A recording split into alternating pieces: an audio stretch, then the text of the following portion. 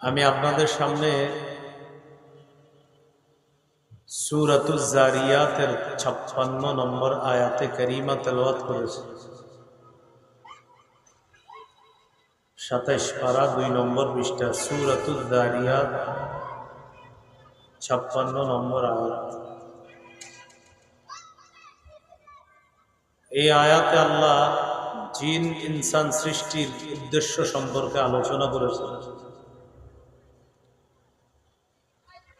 আল্লাহ তাআলা বলেন,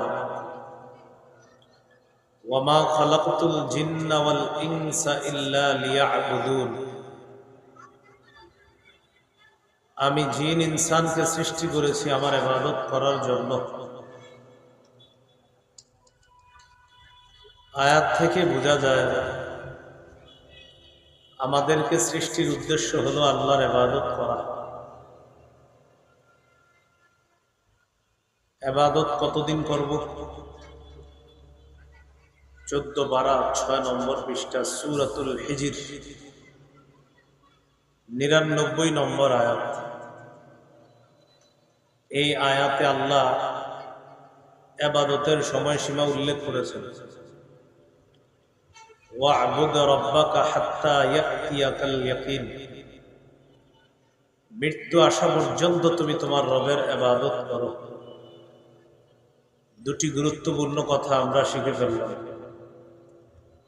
নিজেই নিজেকে যদি প্রশ্ন করি, আমাকে কেন আল্লাহ বানাইলেন? উত্তর হলো ইবাদত করার জন্য, দাসত্ব করার জন্য, আল্লাহর গোলামি করার জন্য। দ্বিতীয় প্রশ্ন, কতদিন ইবাদত করব? উত্তর হলো মৃত্যু পর্যন্ত ইবাদত করা। তৃতীয় আরেকটি বিষয় সামনে এসে যায়, সেটা হলো মৃত্যু অবধারিত, সকলকেই মৃত্যুবরণ করতে হবে। সূরা আনকাবুতের 57 নম্বর আয়াত, 21 পারা 2 নম্বর পৃষ্ঠা, সূরা আনকাবুতের 57 নম্বর আয়াত। আল্লাহ বলেন, কুল্লু নাফসিন যায়িকাতুল মাউত। প্রত্যেকটি নফস মৃত্যুর স্বাদ গ্রহণ করবে। তিনটি কথা নিজেই নিজেকে প্রতিদিন বলতে পারেন। আমি দুনিয়াতে কেন? আল্লাহর গোলামি করার জন্য। 2 নম্বর, কতদিন গোলামি করব? মৃত্যু পর্যন্ত। 3 নম্বর, নিঃসন্দেহে আমার মৃত্যু হয়েই যাবে, এতে কোনো সন্দেহ নেই। তাহলে আমাদেরকে সৃষ্টি করেছেন আল্লাহ তার ইবাদত করার জন্য। মুসলমান জীবনের প্রতিটা ক্ষেত্র, প্রতিটা মুহূর্ত ইবাদতে কাটাবে। এটা হলো মুসলমানের জিন্দেগি, 24 ঘন্টা বন্দেগি। মুসলমানের জিন্দেগি 24 ঘন্টাই বন্দেগি। মুসলমানের কোনো মুহূর্ত ইবাদত মুক্ত থাকতে পারে না। এটা কেমনে সম্ভব? আমরা তো ঘুমাই, আমরা তো খাই। মুসলমান খায় যখন সুন্নাহ মোতাবেক, তখন তার খাওয়া এটাও ইবাদতের অন্তর্ভুক্ত হয়ে যাবে। খাবারের শুরুতে সুন্নাহ মোতাবেক খাবার শুরু করে, খাবারের লোকমা সুন্নাহ মোতাবেক গ্রহণ করে, খাবারের প্লেট সুন্নাহ মোতাবেক হয়। খাবার গ্রহণ করে পেটের মধ্যে সুন্নাহ মোতাবেক। রাসূলুল্লাহ সাল্লাল্লাহু আলাইহি সাল্লাম যেইভাবে গোলামের মতো খাইতেন, এইভাবে আমি আপনি গোলামের মতো খাই। নবীজি বলেন, আকুলু কামা ইয়াকুলুল আবদু। একজন গোলাম যেভাবে খায়, আমিও ওইভাবে খাই। এর মানে হলো আল্লাহর রিজিক আমি গ্রহণ করতেছি, রবের রিজিক আমি গ্রহণ করতেছি। আমি কতটা ছোট হওয়া দরকার আল্লাহর কাছে। খাবারের শেষে আবার দোয়া পড়া। মুসলমান বাথরুমে যায় তো আগে দোয়া পড়ে, বাথরুম থেকে বের হয় তো দোয়া পড়ে। এই যে মাঝখানে কোনো ইবাদত বন্দেগী করতে পারে না, দুই যে সুন্নাহ মোতাবেক তার এই কর্মটা হয়েছে, সুন্নাহ মোতাবেক হওয়ার কারণে সুন্নাহের সওয়াব নিঃসন্দেহে আল্লাহ দান করেন। মুমিনের প্রতিটা ক্ষেত্র, প্রতিটা মুহূর্ত যখন আল্লাহ আর রাসূলের দেখানো পথ অনুযায়ী হবে, মত অনুযায়ী হবে, তখন মুমিনের 24টা ঘন্টাই ইবাদতের অন্তর্ভুক্ত হবে। তাহলে মুসলিমের জিন্দেগি, মুমিনের জিন্দেগি 24 ঘন্টা বন্দেগি। তিন কথা আবার বলি, আমি কেন? আল্লাহর ইবাদত করার জন্য। কতদিন? মৃত্যু পর্যন্ত। 3 নম্বর, মৃত্যু হয়েই যাবে, এ কথা চূড়ান্ত সত্য কথা। এ হলো আজকের আলোচনার ভূমিকা, আজকের মূল আলোচনা। ইবাদত সম্পর্কে 5টি কথা আমরা শিখব।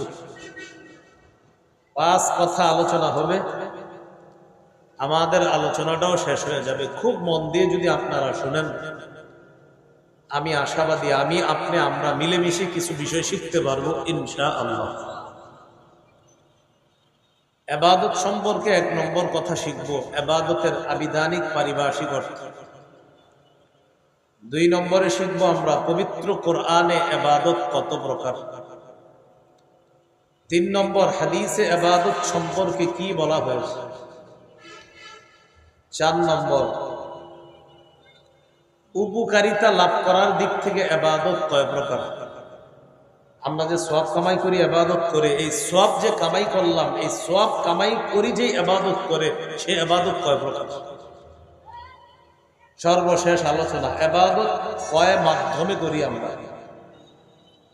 এই 5টি আলোচনা আমরা করব ইনশাআল্লাহ। 1, ইবাদতের আবিধানিক পারিভাষিক অর্থ। একটা কিতাব আছে নাম আল উবুদিয়্যা। আল উবুদিয়্যা এটা হলো আরবি, এটার বাংলা হলো দাসত্ব। এই কিতাবের 23 নম্বর পৃষ্ঠা আছে। ইবাদতের অর্থ হলো মানাহু আয-যুল। ইবাদতের আসল অর্থ হলো নত হওয়া, বিনয়ী হওয়া। আল ইবাদা ফিল ইসলাম একটা কিতাব আছে, ওই কিতাবের 28 নম্বর পৃষ্ঠা আছে। কুল্লু খুদুইন লাইসা ফাওকাহু খুদু'। প্রত্যেক এমন বিনয়, যেই বিনয়ের পরে আর বিনয়ী হওয়া যায় না, এটাকে ইবাদত বলে। এই কিতাবেরই 30 নম্বর পৃষ্ঠা আছে। আল ইবাদাতু হিয়া তাআতু মা গায়াতিল খুদু'। চূড়ান্ত বিনয়ের সাথে আল্লাহর আনুগত্য করাকে ইবাদত বলে। আজকে এশার নামাজ আমরা এই মসজিদে আদায় করলাম। আপনাদের সাথে আল্লাহ আমাকে ওই মসজিদে এশার সালাত ইমাম সাহেবের পিছনে পড়ার তৌফিক দান করেছেন। এই মসজিদে আজকে যারা এশার নামাজ আমরা আদায় করলাম, আমাদের মধ্যে এশার নামাজে আল্লাহর কাছে যার বিনয়, যার ছোট হওয়া, এই গোলামি করার সময় যে আল্লাহর কাছে সবচেয়ে বেশি ছোট হয়েছে, ওই ব্যক্তির এশার সালাত আল্লাহর কাছে তত বেশি কবুল হয়েছে। তাহলে ইবাদতের আবিধানিক অর্থ কি শিখলাম? চূড়ান্ত বিনয়ের সাথে আল্লাহর আনুগত্য করা। আজকে থেকে যত ইবাদত করব, প্রতিটি ইবাদতে আমি নিজেকে পরীক্ষা করব, আমি আল্লাহর সামনে কতটা ছোট হতে পেরেছি। এই জন্য আল্লাহর সামনে ইবাদত তথা গোলামি করার সময় সবচেয়ে ছোট হয়ে যাওয়া, এটা হলো ইবাদতের মূল অর্থ, আবিধানিক অর্থ। ইবাদতের পারিভাষিক অর্থ, আল ইবাদাতু হিয়া ইসমুন জামিউন লিকুল্লি মা ইউহিব্বুহু আল্লাহু ওয়া ইয়ারদাহু মিনাল আকওয়ালি ওয়াল আ'মালিজ যাহিরা ওয়াল বাতিনা। এটা আমি সহজে বলি যেন আপনাদের মনে থাকে। আমার, আপনার, আমাদের প্রকাশ্য কথা, গোপন কথা, প্রকাশ্য কাজ, গোপন কাজ। আমি আবার বলছি, আমার, আপনার, আমাদের সকলের প্রকাশ্য কথা, প্রকাশ্য কাজ, গোপন কথা, গোপন কাজ যদি আল্লাহ পছন্দ করে, এটাই ইবাদত। তাহলে সহজে শিখে ফেললাম। আজকে থেকে আমি যত কথা আস্তে বলবো, যত কথা জোরে বলবো, যত কাজ আমি গোপনে করব, যত কাজ আমি প্রকাশ্যে করব, আমি চিন্তা করব আমার রব যেন আমার গোপন কথা কাজ, আমার রব যেন আমার প্রকাশ্য কথা কাজ পছন্দ করে। রব যদি আমার প্রকাশ্য গোপন সব পছন্দ করে, আমার প্রতিটি গোপন প্রকাশ্য কথা কাজ ইবাদতের অন্তর্ভুক্ত হয়ে যাবে। যেমন আমি আপনাদের সামনে এই মুহূর্তে কথা বলতেছি, এটা কি গোপনে বলতেছি না প্রকাশ্য? আমার এই প্রকাশ্য বলা, এটা যদি আল্লাহ পছন্দ করে, আপনারা প্রকাশ্যে আমার কথা শ্রবণ করতেছেন, শ্রবণ নামক এই কর্মটা যদি আল্লাহ পছন্দ করে, আমার বলা নামক এই কর্ম যদি আল্লাহ পছন্দ করে, নিঃসন্দেহে আমার বলা আর আপনারা ধৈর্য ধরে শ্রবণ করা উভয়টা ইবাদতের অন্তর্ভুক্ত হয়ে যাবে। মনে থাকবে না ইনশাআল্লাহ? তাহলে দুইটা জিনিস শিখলাম, একটা আবিধানিক, পারিভাষিক। আবিধানিক মানে আল্লাহর কাছে যত ছোট হওয়া যায় এটা ইবাদত, আর পারিভাষিক অর্থ হলো প্রকাশ্য কথা, প্রকাশ্য কাজ, গোপন কথা, গোপন কাজ যদি কে পছন্দ করে? আল্লাহ, এটাই ইবাদত। আল্লাহ আমাদেরকে ইবাদতের অর্থ বুঝে আজকে থেকে আপনার আমাদের প্রতিটি কথা কর্ম যেন রব ইবাদতের অন্তর্ভুক্ত করে নেয়, আল্লাহ এমন ভাবে চলার তৌফিক দান করেন। আজকের দ্বিতীয় আলোচনা, পবিত্র কোরআনে ইবাদত বা গোলামি মৌলিকভাবে দুই প্রকার।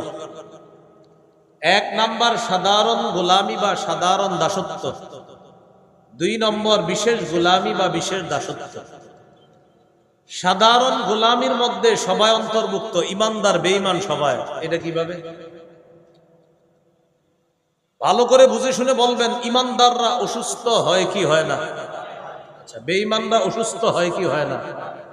ইমানদার অসুস্থ হওয়ার ফয়সালাটা কার? বেঈমানও অসুস্থ হওয়ার ফয়সালা কার? আল্লাহর। অসুস্থ হওয়ার ক্ষেত্রে এই সিদ্ধান্তটা আল্লাহর। ইমানদাররা এই সিদ্ধান্ত স্বেচ্ছায় মানে, আর বেঈমানরা এই সিদ্ধান্ত অনিচ্ছায় মানে। বাকি বেঈমানরাও সিদ্ধান্তটা মানে। এর মানে আল্লাহ পাক রব্বুল আলামিনের এই বিধানটা বেঈমানরাও প্রতিহত করতে পারে না। এই গোলামি বেঈমানরা অনিচ্ছায় হলেও মেনে নেয়। হ্যাঁ, আল্লাহ অসুস্থতা দিলে এটাকে রক্ষা করার কেউ নাই। বেঈমানরা আল্লাহকে স্বীকার করে না, বাকি অসুস্থতা মেনে নেয়। আর ইমানদার অসুস্থতাও মেনে নেয়, স্বীকারও করে আল্লাহ দিছে। ইমানদারের স্বীকৃতি স্বেচ্ছায়, বেঈমানের স্বীকৃতি অনিচ্ছায়। বাকি রবের এই ফয়সালা ইমানদারও মেনে নেয়, বেঈমানও মেনে নেয়। এটাকে বলে সাধারণ গোলামি বা সাধারণ দাসত্ব। সাধারণ গোলামি, সাধারণ দাসত্ব। আরেকটা উদাহরণ দিলে বুঝবেন। এই জায়গায় যারা আছেন, খানা খান কারা কারা? এবার আমরা হাত তুলে বলি, অন্যান্য ধর্মের মানুষ খানা খায়নি? চাল ডাল কে দেয়? বলেন কে দেয়? তাহলে চাল ডাল আল্লাহ দেওয়ার ফয়সালা। ইমানদার মানে বলেন স্বেচ্ছায়, বলেন ইমানদার মানে, আর বেঈমান মানে অনিচ্ছায়। নামান হাতেই তো বুঝছেন। তাহলে আল্লাহ খাবার খাওয়ায়, এটা ইমানদাররা আমরা সহজে মেনে নেই।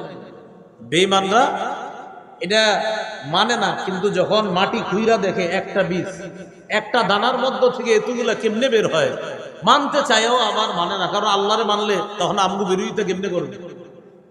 এই জন্য সাধারণ গোলামির মধ্যে সবাই শামিল। ইমানদার স্বেচ্ছায় শামিল, আর বেঈমান অনিচ্ছায় শামিল। এটাকে বলা হয় সাধারণ দাসত্ব বা সাধারণ গোলামি। এই কথাটা আছে সূরা মারিয়ামের 93 নম্বর আয়াতে। আল্লাহ বলেন, ইন কুল্লু মান ফিস সামাওয়াতি ওয়াল আরদি ইল্লা আতির রহমানি আবদা। আসমান জমিনের এমন কেউ নাই যারা রহমানের কাছে দাস রূপে উপস্থিত হবে না। আসমান জমিনের সকলেই রহমানের কাছে দাস রূপে উপস্থিত হবে। ইমানদাররাও দাস রূপে উপস্থিত হবে, বেঈমানরাও দাস রূপে উপস্থিত হবে কিয়ামতের ময়দানে। বাকি ইমানদার কিয়ামতের ময়দানে আল্লাহর কাছে তার গোলামি হবে গ্রহণযোগ্য, বেঈমানের গোলামি গ্রহণযোগ্য হবে না। ইমানদারের ঠিকানা হবে জান্নাত, বেঈমানের ঠিকানা হবে জাহান্নাম। ফেরাউন আল্লাহকে আল্লাহ মানছে কখন? হালাতে গরগরা বা প্রাণটা যখন কণ্ঠাগত হলো। প্রাণ কণ্ঠাগত হয়ে গেলে তখন আর ঈমান কবুল হয় না। এটাকে কোরআনের ভাষায় বলা হয় হাত্তা ইদা বালাগাতিল হুলকুম। প্রাণ যখন কণ্ঠাগত হয়ে যায়, কণ্ঠাগত হয়ে যাওয়ার পর এটাকে বলা হয় হালাতে গরগরা। প্রাণ বের হবে হবে অবস্থা এখন ওই মুহূর্তে যদি বলে আমানতু আন্নাহু লা ইলাহা ইল্লাল্লাযী আমানাত বিহি বানু ইসরাঈল ওয়া আনা মিনাল মুসলিমিন, ফিরআউন মরে যাবে ওই মুহূর্তে বলতেছে আমি ঈমান আনলাম ওই সত্তার উপর যে সত্তার উপর বনি ইসরাঈল ঈমান আনছে। ফিরআউন ঈমান আনছে, স্বীকৃতি দিয়ে দিল ফিরআউন। আল্লাহ তাআলা জবাব দিয়ে দিলেন আল আনা ওয়াকাদ আসাইতা, এখন ঈমান আনো, একটু আগেই তো নাফরমানি করছো, এখন তোমার প্রাণ কণ্ঠাগত, এখন ঈমান আর গ্রহণযোগ্য হবে না। ফিরআউনও আল্লাহকে আল্লাহ মেনে নিচ্ছে, ঈমানও আনার স্বীকৃতি দিয়ে ফেলেছিল, আল্লাহ গ্রহণ করে নাই। কিয়ামতের ময়দানে সবাই বুঝবে যে আসলে রব একজন, তিনি হলেন আল্লাহ। বাকি ঈমানদারের এই বুঝা তাকে জান্নাতে নিয়ে যাবে, আর বেঈমানরা কিয়ামতের ময়দানে এই বুঝ তার কোনো কাজে আসবে না, ঠিকানা জাহান্নাম। তাহলে কিয়ামতের ময়দানে সবাই বুঝবে রব কয়জন, তিনি কে। এই বুঝাটা লাভ হবে কাদের? ঈমানদারের। আর বেঈমানের কোনো কি হবে না, লাভ হবে না। আরেকটা হলো বিশেষ দাসত্ব। বিশেষ দাসত্ব বা বিশেষ গোলামি সবাই করে না, শুধু আল্লাহর নির্বাচিত বান্দারাই বিশেষ দাসত্ব করে, তারা হলো ঈমানদার বান্দা। এই বিশেষ গোলামি করার কারণে ঈমানদারদেরকে কিয়ামতের ময়দানে আল্লাহ বিশেষ নিরাপত্তায় জান্নাত দান করবেন। সূরা ফুরকানের 63 নম্বর আয়াতে আল্লাহ বলেন ওয়া ইবাদুর রহমানিল্লাযীনা ইয়ামশুনা আলাল আরদি হাওনা ওয়া ইযা খাতাবাহুমুল জাহিলুনা ক্বালু সালামা। রহমানের বান্দা তারা যারা জমিনে বিনয়ী হয়ে চলে, নত হয়ে চলে, তারা হলো রহমানের বান্দা। এখন আপনারা বলেন জমিনে নত হয়ে কি সবাই চলে না কিছু মানুষ? তো যারা হলো আল্লাহর নির্বাচিত বান্দা, যারা বিনয়ী হয়ে চলে, বুঝাইতে চাইলাম এই বিশেষ মানুষগুলাকে কিয়ামতের ময়দানে আল্লাহর বিশেষ দেওয়া মর্যাদা আল্লাহ জান্নাতে অধিষ্ঠিত করবে। এবার আল্লাহর কাছে একটু দোয়া করি, বলেন আল্লাহ আপনি আমাদেরকে বিশেষ গোলামি করার তৌফিক দান করেন, যেন আমরা আপনার বিশেষ বান্দাদের অন্তর্ভুক্ত হতে পারি। তাহলে একটা সাধারণ গোলামি আর একটা বিশেষ গোলামি। সাধারণ গোলামিতে সবাই অন্তর্ভুক্ত, আর বিশেষ গোলামিতে শুধু ঈমানদাররা অন্তর্ভুক্ত। আল্লাহ আমাদের সকলকে বিশেষ গোলামিতে আমরা যেন শামিল হতে পারি, আল্লাহ তৌফিক দান করেন। আজকের 3 নম্বর আলোচনা, হাদিসে ইবাদত সম্পর্কে কি বলা হয়েছে এই ব্যাপারে কয়েকটা দৃষ্টান্ত নিয়ে আমরা। 1 নাম্বার দৃষ্টান্ত, হাদিসের কিতাব নাম আবু দাউদ, এই কিতাবের 1479 নম্বর হাদিস। এই হাদিসের মধ্যে আসছে রাসূলুল্লাহ সাল্লাল্লাহু আলাইহি সাল্লাম বলেন আদ-দুআ হুয়াল ইবাদা, দোয়া করাটা এটাও একটা ইবাদত। দোয়া করা এটাও একটা ইবাদত। আমরা আল্লাহর কাছে দোয়া করা ভুলে গেছি। আমরা শুধু এখন হুজুর দোয়া করলে আমরা দোয়া করি, নিজেরা যে একটু দোয়া করা দরকার এটা মানুষ ভুলে গেছেই প্রায়। হুজুর একটু দোয়া করেন, আপনি দোয়া করেন না কেন? দোকানে বৈশা রয়েছেন, হুজুর একটু আসেন দোয়া করেন, আরে আপনি দোয়া করেন না কেন বৈশা বৈশা? তো সব দায়িত্ব আমরা এখন হুজুরে দিয়ে দিই, আমরা নিজেরা দোয়া করতে চাই না। অথচ আল্লাহ তাআলা বলেন উদউনি আস্তাজিব লাকুম, তোমরা আমাকে ডাকো, যখনই ডাকো আমি আল্লাহ তখনই সাড়া দিই। সুবহানাল্লাহ বুঝে শুনে আবার বললেন, আল্লাহ বলছে যখনই ডাকো তখনই সাড়া দিই। তাহলে প্রশ্ন এসে যায়, হুজুর আল্লাহ যদি সাড়া দেয়, কই আমি কত দোয়া করলাম, গত 2 বছর একটা দোয়া করতেছি, এখনো তো কবুল হয় না। আল্লাহ বললেন উদউনি, আমাকে ডাকো, আস্তাজিব লাকুম, আমি সাড়া দিই। আপনার প্রশ্ন হলো হুজুর 2 বছর বলতেছি কই কোনো সাড়া তো পাচ্ছি না। আল্লাহ কি বলছে বলেন তো? সাড়া দিই, কবুল করি, এটা বলছে। কি বলছে বলেন সবাই? সাড়া দিই। সাড়া দেওয়ার উদ্দেশ্য কি এই কথাটা প্রথমে বুঝেন।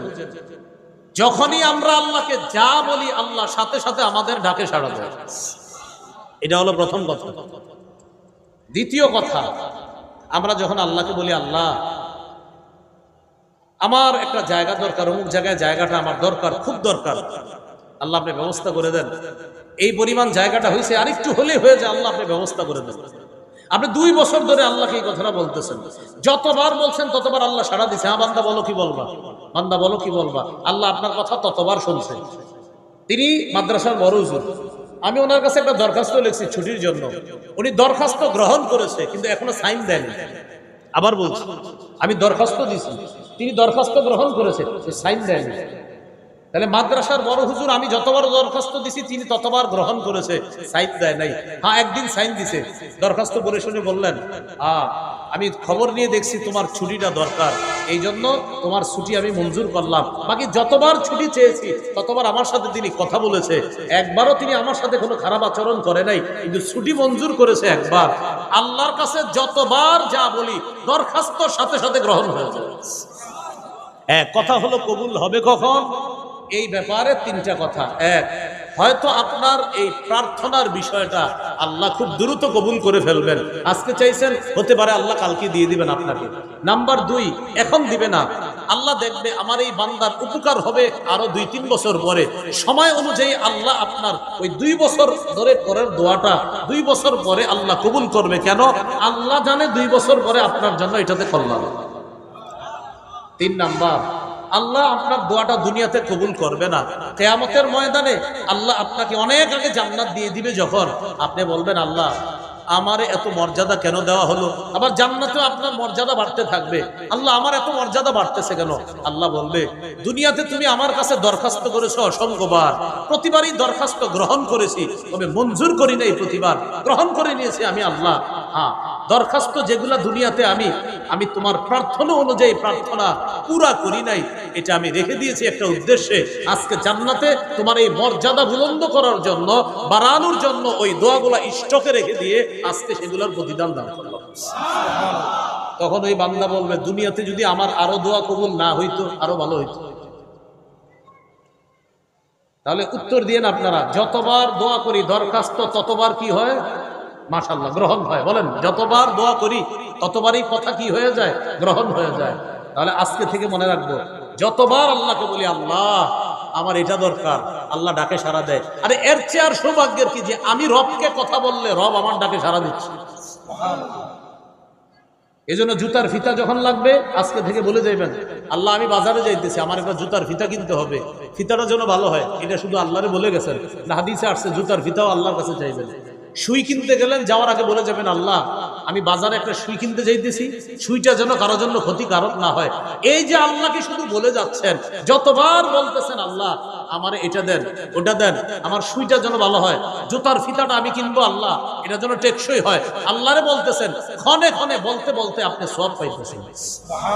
তাহলে কিনলেন সুই পাইলেন সওয়াব, কিনলেন সুই পাইলেন সওয়াব। কেন? ওই যে আল্লাহর একটু বলে দিয়েছেন। আল্লাহ আমাদেরকে প্রতিটা কথা প্রতিটা ক্ষেত্রে আল্লাহর কাছে একটু দোয়া করার তৌফিক দান করেন। আমি বিষয়টা আরো সহজে বুঝাই। হুজুরের কাছে আসছি ইমাম সাহেবের কাছে একটা কথা বলার জন্য। ইমাম সাহেবের কাছে বলার আগে বললেন আল্লাহ আমি ইমাম সাহেবের কাছে এখন যাবো, একটু কথা বলবো, ইমাম সাহেব যাতে আমার একটু সময় দেয়। এই শুধু আল্লাহর কাছে এটা বইলে ইমাম সাহেবের সাথে কথা বলতে গেল। আপনি যে এটা বললেন আল্লাহরে, আল্লাহ তাআলা বলতেছেন আমাকে ডাকলা আমি সাড়া দিলাম, আর নবী বলতেছেন আদ-দুআ হুয়াল ইবাদা, তুমি যে দোয়া করছো আল্লাহর কাছে এটা ইবাদতের অন্তর্ভুক্ত হয়ে সওয়াব পেয়ে গেছে। তাহলে কথা বললেন হুজুরের সাথে, হুজুরের সাথে এই কথা বলার আগে যে আল্লাহকে বলে দিয়েছেন আল্লাহ সওয়াব দিয়ে দিয়েছে, কারণ আপনি আল্লাহর কাছে বলাটাই ইবাদতের অন্তর্ভুক্ত হয়ে গেছে। তাহলে বলেন তো কি পরিমাণ আল্লাহর কাছে কথা বলা দরকার আমাদের, কম না অনেক বেশি? আল্লাহ আমাদেরকে কথাগুলা মনে রাখার তৌফিক দান করেন। বাসে উঠলেন, ওঠার আগে একটু দোয়া করে উঠবেন, আল্লাহ আমি গ্রামের উদ্দেশ্যে রওনা করতেছি, কোনো বিপদ আপদ যেন না হয়। আল্লাহকে একটু বললেন, বলতে সমস্যাটা কোথায়? তো রাসূলুল্লাহ সাল্লাল্লাহু আলাইহি সাল্লাম বলেন আদ-দুআ হুয়াল ইবাদা, দোয়া করা এটা ইবাদত। দৃষ্টান্ত নাম্বার 2, তিরমিজির হাদিস 2201 নম্বর হাদিস।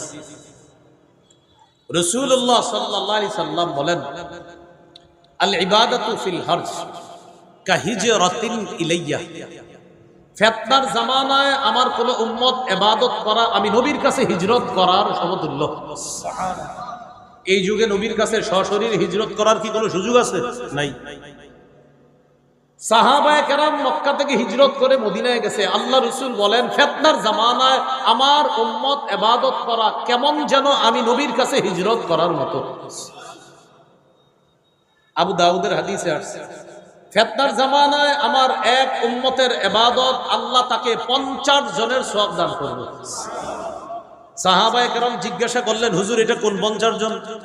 আমরা 50 জন নাকি ওই যুগের 50 জন? যেমন এই যুগে একজন ইবাদত করলেন, 50 জনের নেকি কামাই করলেন, এই 50 জনের নেকি যে আপনি পেয়ে গেলেন, এটা কি এই যুগের 50 জন নাকি সাহাবায়ে কেরামের 50 জন? এটা সাহাবায়ে কেরাম রাসূলুল্লাহ সাল্লাল্লাহু আলাইহি সাল্লামকে প্রশ্ন করলেন। নবীজি জবাব দিলেন, বাল আজরু 50 মিনকুম, তোমরা সাহাবীদের 50 জনের নেকি আমার ফিতনার জামানার এক উম্মতকে আল্লাহ দান করেন। সুবহানাল্লাহ। তাহলে এবার আপনারা বলেন, এই ফিতনার জামানায় ইবাদত কি পরিমাণ করা দরকার? আল্লাহ আমাদেরকে সুযোগগুলা কাজে লাগিয়ে সময়গুলা কাজে লাগানোর তৌফিক দান করেন। সময় খুব কাজে লাগান। মসজিদে আইসা পড়ছেন, জোহরের জামাত 1:30টায়, সুন্নত পড়ার পর দেখলেন এখনো 10 মিনিট বাকি আছে, বৈশা বৈশা ইস্তেগফার পড়েন, সুবহানাল্লাহ পড়েন, আলহামদুলিল্লাহ পড়েন। এগুলো পড়তে পড়তে আপনার মনে হইলো হুজুর অনেক পড়ছে, আর কি করবো? কোরআন তেলাওয়াত করেন। কোরআন তেলাওয়াত করতে করতে আপনার আর মন চাইতেছে না এখন পড়তে, কোরআন রেখে দেন। তাসবিহ পড়তে মন চাইতেছে না, ঠিক আছে, আপনি চুপচাপ নিচের দিকে বসে থাকেন। আপনি যে মসজিদে নামাজের অপেক্ষায় আছেন, হাদিসে আছে ইন্তিজারুস সালাতি সালাতুন, নামাজের অপেক্ষা করাটাও নামাজ, মানে নামাজে থাকলে যেই সওয়াব পাবেন, নবী বলেন নামাজের অপেক্ষা করলেও সেই সওয়াব আল্লাহ দান করেন। সুবহানাল্লাহ। আমরা কি করি? যখন দেখি জামাতের 5-7 মিনিট বাকি আছে, পাশের জনকে কি অবস্থা, ছোট মেয়েটার বিয়ে হয়েছে আপনার, আর কি অবস্থা, আর দুনিয়ার যত খোঁজ খবর আছে সব এনে মসজিদের বাহিরে কিন্তু একটু মনে পড়েন এই কথাগুলা। মসজিদে যাওয়ার পর ইবলিস সব বুঝাই দিতেছে, তুমি যা যা কর এখানে বলে ফেলো, বাইরে গিয়ে কিছু করে না, জানি বলো এগুলা কেন? কথাগুলো সত্য কিনা? ইমাম সাহেব যদি কোনো কারণে জামাতে 2 মিনিট আসতে দেরি হয়, 30-এ জামাত, ঘটনাচক্রে 31 হয়ে গেছে, সবাই মিছিলের সহকারে ঘড়ির দিকে তাকাই যায়, মিছিল দিয়ে আর দেখবেন যে সবাই মিছিল দিচ্ছে। 1 মিনিট দেরি হইলে সবাই মানে একসাথে ঘড়ির দিকে তাকায়। যদি 2-3 মিনিট হয়ে যায়, 4-5 মিনিট, এই তখনই পুরা মসজিদ কথা বলা শুরু হয়ে যায়, ঘটনা এই সেই, এই হলো হালাত। কেন ভাই? মসজিদে আছেন, ওনার 2 মিনিট দেরি হয়েছে, 2 মিনিট সুবহানাল্লাহ পড়েন আপনি। আপনারা একটু প্রথমে আমারে বলেন, ঠিক আছে 2 মিনিট দেরি হয়েছে, এই 2 মিনিট কি আপনাদের গুনাহ হয়েছে মসজিদে? তাহলে মসজিদে আপনার কেন এমন টেনশন? কিন্তু যখন আপনি ভোটার আইডেন্টি কার্ড বা কিছু বানাইতে যান, ফজরের আগে গিয়ে সিরিয়াল ধরে সারাদিন নাস্তা দুপুরের খাবার না খায়া বাস অপেক্ষা করতেছে, প্রস্রাব করতেও যায় না যদি কোনো সমস্যা হয়ে যায়। সুযোগগুলা কাজে লাগান, সময়গুলা কাজে লাগান। রাসূলুল্লাহ সাল্লাল্লাহু আলাইহি সাল্লাম বলেন, ফিতনার জামানায় ইবাদত করা আমি নবীর কাছে হিজরত করার সমতুল্য হয়ে যায়। আল্লাহ আমাদেরকে এই জামানায় সব মুহূর্তগুলো, সব সুযোগগুলো রবের ইবাদতে কাজে লাগানোর তৌফিক দান করুন। আরেকটা দৃষ্টান্ত নেন, মুসনাদে আহমদ হাদিসের কিতাব 6895 নম্বর হাদিস। এই হাদিসটি শোনানোর আগে আগে আপনাদেরকে একটু বলে নেই। এক ব্যক্তি প্রতিদিন এই মসজিদে বসে কোরআন তেলাওয়াত করে, ফজরের পরে হতে পারে, মাগরিবের পরে হতে পারে, এশার পরে হতে পারে। এই বেচারার অভ্যাস হলো প্রতিদিন সকালে 5 পৃষ্ঠা কোরআন তেলাওয়াত করে, সন্ধ্যায় 5 পৃষ্ঠা করে, যতটুকু পারে উনি কোরআন তেলাওয়াত করে। একদিন উনি অসুস্থ হয়ে গেছে। অসুস্থ হওয়ার কারণে ওই যে প্রতিদিনের সুন্দর ইবাদত কোরআন তেলাওয়াত, এটা উনি আর করতে পারে না। আপনারা বলতে পারেন, হুজুর আপনি এই দৃষ্টান্ত না দিয়ে অন্য ইবাদতের কথা বলতে পারতেন। আমি কোরআন তেলাওয়াত এই কারণে বললাম, কারণ আমাদের মধ্যে ইবাদতটার একদম কমতি আছে, এই জন্য শুধু তেলাওয়াতের কথা বললাম। আমাদের মাঝে যারা আছি আমরা, তাসবিহ পড়ার লোক প্রচুর আছে, সুবহানাল্লাহ বলার লোক প্রচুর আছে, আলহামদুলিল্লাহ বলার লোক প্রচুর আছে, দুরূদ পড়ার লোক আলহামদুলিল্লাহ প্রচুর আছে। কোরআন তেলাওয়াত করার মতো লোক শুধু রমজানে আছে, আর সারা বছর নাই। এই জন্য তেলাওয়াত বললাম। তো কোরআন তেলাওয়াত করে এক ব্যক্তি প্রতিদিন, হঠাৎ অসুস্থ হয়ে গেছে। অসুস্থ হওয়ার পর ওই ব্যক্তি আজকে আর কোরআন পড়তে পারে না। এই ব্যাপারে রাসূল সাল্লাল্লাহু আলাইহি সাল্লাম বড় চমৎকার কথা বলছেন, ইন্নাল আবদা ইযা কানা আলা তরিকাতিন হাসানাতিন মিনাল ইবাদা সুম্মা মারিদা। আল্লাহর কোন বান্দা ইবাদতের সুন্দর একটা পদ্ধতি গ্রহণ করেছে, এই ইবাদতটা সে নিয়মিত করে, যেমন বললাম কোরআন তেলাওয়াত। সুম্মা মারিদ, এই বান্দা একদিন অসুস্থ হয়ে গেছে। কিলা লিল মালাকিল মুআক্কালি বিহি উকতুব বিমিসলি আমালিহি ইযা কানা তালিকা। ওই ব্যক্তির সাথে নিয়োজিত ফেরেশতা, ওই ফেরেশতাকে আল্লাহ বলে, ও ফেরেশতা, আমার বান্দা সুস্থ থাকা অবস্থায় কোরআন তেলাওয়াত করত, যে সওয়াব তোমরা লেখতা, আজকে আমার বান্দা অসুস্থতার কারণে তেলাওয়াত করতে পারে নাই, সুন্দর ইবাদতটি সে আজকে করতে পারে নাই অসুস্থতার কারণে, সে করতে পারে নাই ওজরের কারণে, আমি আল্লাহ তো কম দিতে পারি না। আমার বান্দা প্রতিনিয়ত যে ইবাদতটা করত, আজকে ওজরের কারণে না করতে পারলেও সওয়াব লেখা বন্ধ করবা না, প্রতিনিয়ত যে সওয়াব লেখতা আজকেও সেই সওয়াব লিখবে। এই জন্য প্রিয় ভাইরা, ইবাদতের সুন্দর কিছু পদ্ধতি আমরা প্রতিনিয়ত গ্রহণ করার চেষ্টা করব ইনশাআল্লাহ। আল্লাহ তৌফিক দান করেন। আরেকটা দৃষ্টান্ত দেখি ইবাদতের। সহিহুল জামে হাদিসের কিতাব, এই কিতাবের 4214 নম্বর হাদিস। রাসূলুল্লাহ সাল্লাল্লাহু আলাইহি সাল্লাম বলেন, ফাদলুল ইলমি আহাব্বু ইলাইয়া মিন ফাদলিল ইবাদাহ।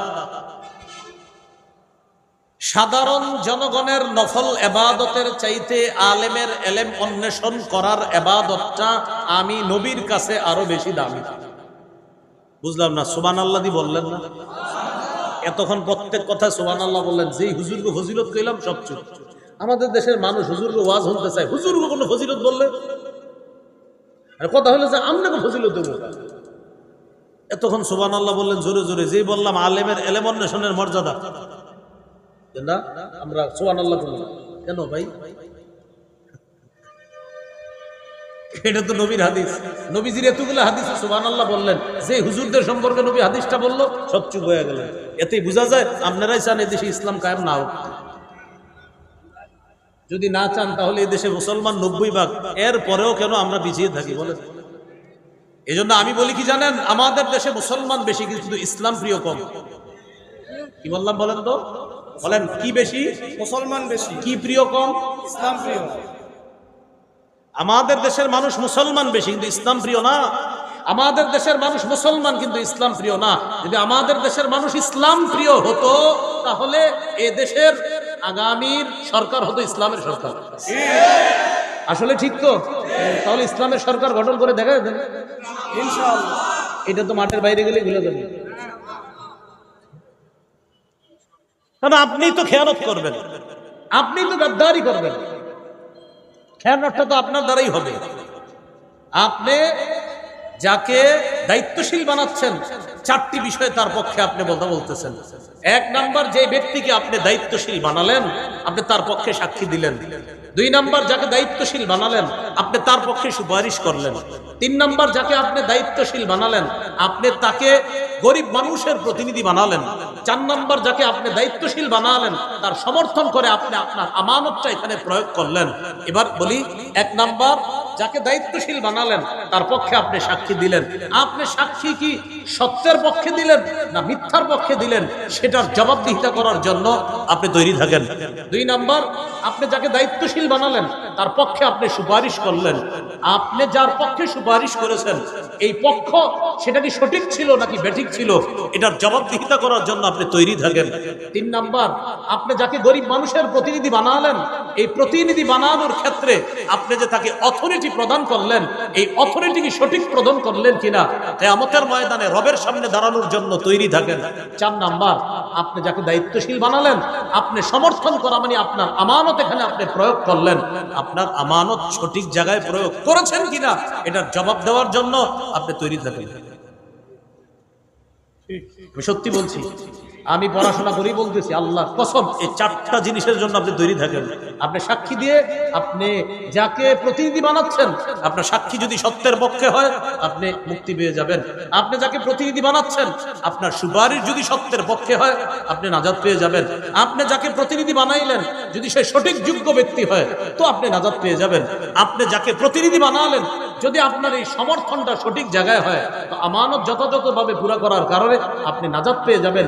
উল্টা যদি বিপরীতটা হয় তো আপনি ব্যর্থ, আপনি আল্লাহর কাছে ধরা খাবেন। এই কাজ আপনাকে জাহান্নামী বানাতে পারে। তাই আগামীতে বলার আগে, করার আগে, চলার আগে, হাত চালানোর আগে আপনি চিন্তা করবেন আমার বলা, আমার স্পর্শ করা, আমার পায়ে চলাটা এটা আমানতের খেয়ানত হচ্ছে না তো, আমার মুখের সাক্ষী এটা অন্যায়ের পক্ষে হচ্ছে না তো, আমার সুপারিশ এটা অন্যায়ের পক্ষে হচ্ছে না তো? আমি যাকে প্রতিনিধি বানাচ্ছি সে কোনো জালেম না তো? আমি যার পক্ষে সমর্থন করছি এটা আমানতের খেয়ানত হচ্ছে না তো? এটা আপনি আগামীতে মাথায় রাখেন, এই 4 কথা মাথায় রাখেন। আরো 10 জনকে 4টা কথা আপনি শিখাইয়া দেন যে ভাই পথ চলতে গেলে 4 কথা মাথায় রাখবা। তুমি কিন্তু সাক্ষ্য দিচ্ছ, তুমি কিন্তু সুপারিশ করছো, তুমি কিন্তু গরিব মানুষের প্রতিনিধি নির্ধারণ করছো, তুমি কিন্তু আমানত প্রয়োগ করছো। 4 ক্ষেত্রে যেন তোমার একটু উল্টা না হয়। যদি হয় রবের সামনে দাঁড়ানোর জন্য তৈরি থাকেন। এই 4 কথা গবেষণা করে আমি বারবার বলি, আমাদের দেশের মানুষ মুসলমান, ইসলাম প্রিয় না। যদি ইসলাম প্রিয় হতো তো এদেশে ইসলাম থাকতো রাষ্ট্রীয় ধর্ম এবং সংসদ আর বিচার ব্যবস্থায় থাকতো ইসলাম। বললাম যে মুসলিম কিন্তু ইসলাম প্রিয় না।